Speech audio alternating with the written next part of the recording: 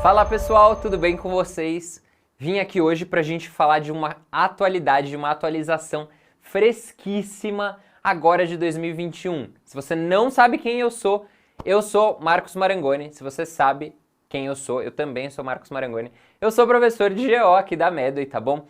Esse é o nosso time de professores e a gente está aqui para te ajudar a realizar o seu sonho. Se o seu sonho é fazer residência em São Paulo, a gente revisa aqui no YouTube os assuntos mais relevantes para as provas do estado e se liga que aqui na descrição eu deixei o link dos nossos guias estatísticos por instituição. Tá vendo? Apesar de vocês acharem que eu tô sem barba aqui hoje, eu tava de barba aqui, sou eu mesmo, tá bom? Essa pessoa, beleza? Marcão, do que nós vamos conversar hoje? Nós vamos falar de uma resolução do CFM, agora ó, de 2021, a respeito das técnicas de reprodução assistida, tá bom? É a resolução número 2294, que fala sobre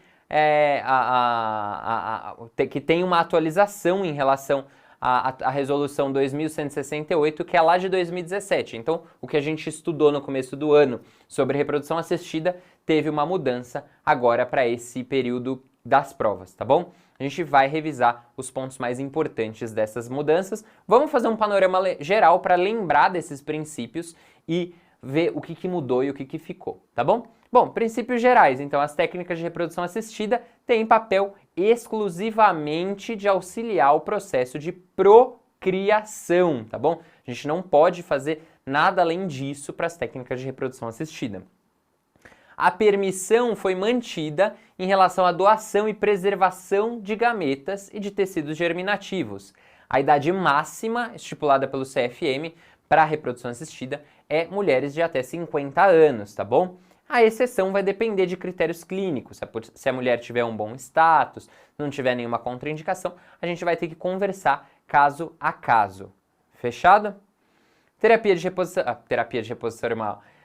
Tratamento de reprodução assistida, terapias de reprodução assistida não podem ser aplicadas com a intenção de selecionar sexo, tá bom? Isso acontece em outros países. No Brasil não é permitido escolher o sexo do seu bebê a partir da reprodução assistida. Não pode, a gente só usa papel único e exclusivo de auxiliar o processo de procriação, tá bom?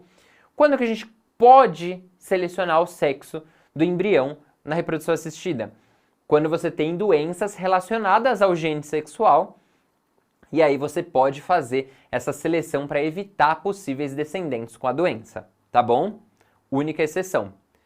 Pacientes das técnicas de reprodução assistida têm que ser pessoas capazes que podem ser receptores da reprodução assistida.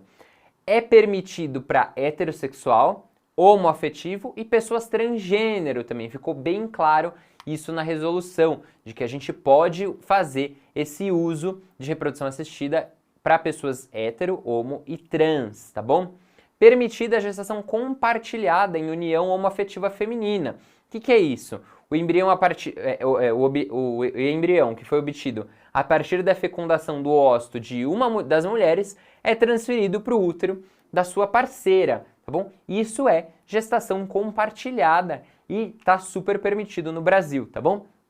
Teve pouca mudança em relação a isso, a resolução anterior, mas ficou mais claro, deu mais clareza em relação aos termos utilizados, a inclusão principalmente hétero, homo e transgênero também. Homens trans, por exemplo, podem receber técnicas de reprodução assistida sem problemas e isso foi clarificado nessa resolução, tá bom? Criopreservação de gametas ou de embriões, né? O número total de embriões gerados em laboratório não pode exceder a 8, tá bom? Esse tópico é bem polêmico. Antes não tinha isso daqui, tá bom? Isso limita o número de embriões. Dessa forma, os pacientes que produzem muitos óvulos devem congelar parte deles sem fertilizar. Então, se você produziu 15 óvulos, são captados, pode fazer 8 embriões, mas o resto não pode fazer embrião e tem que congelar como óvulo mesmo, tá bom? Evitando a formação de muitos embriões excedentes. Antes não tinha essa limitação, tá bom?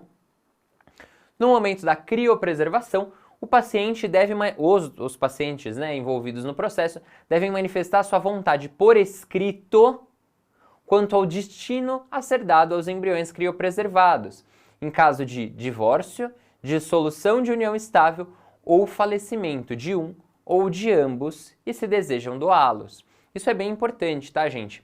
Por exemplo, se eu e minha parceira decidimos congelar um embrião e eu faleço, qual que é o destino desse embrião congelado? Ela pode gerar esse embrião?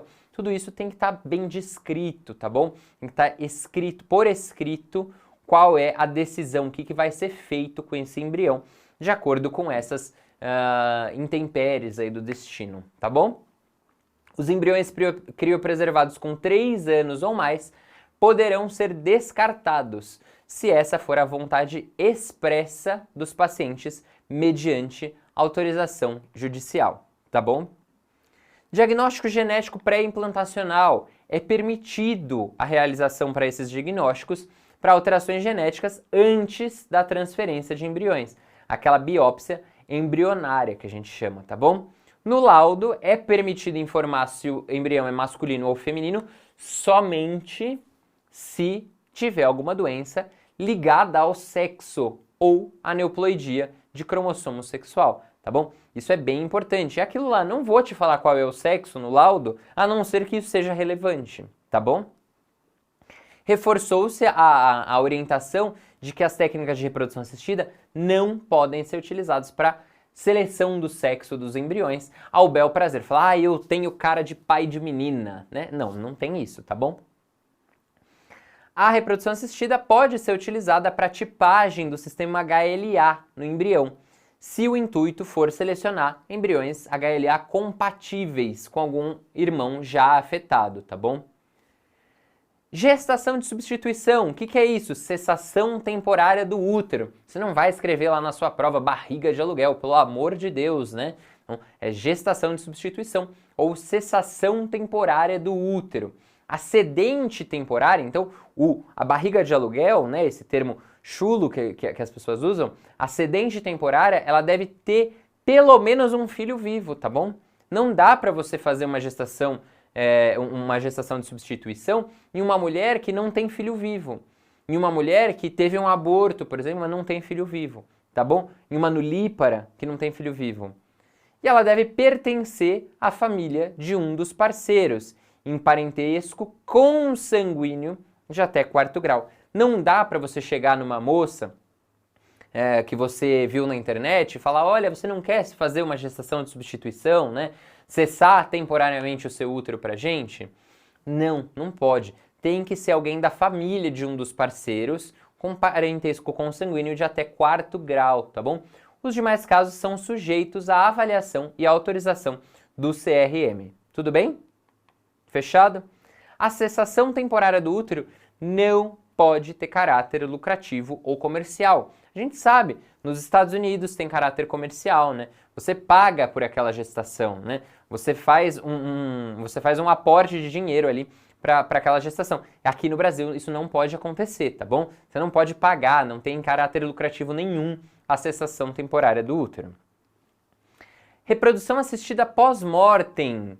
Quando é permitido? Quando tem autorização específica. A gente já conversou, tem que ter autorização por escrito do falecido para o uso do material biológico preservado, de acordo com a legislação que estiver vigente na época. Tudo bem? Isso aqui ficou bem claro também, certo? Se você quer ter acesso a vários conteúdos desse, temos 40 aulas específicas para cada uma das principais instituições de São Paulo, no nosso Intensivo São Paulo, tá bom? A gente tem simulado inédito para cada uma dessas instituições. Então, USP São Paulo, tem 40 aulas da USP São Paulo, tem simulado específico da USP São Paulo. Unicamp, 40 aulas da Unicamp, simulado específico da Unicamp, tá bom? Simulado com questão inédita, na pegada daquela banca de residência, tá bom?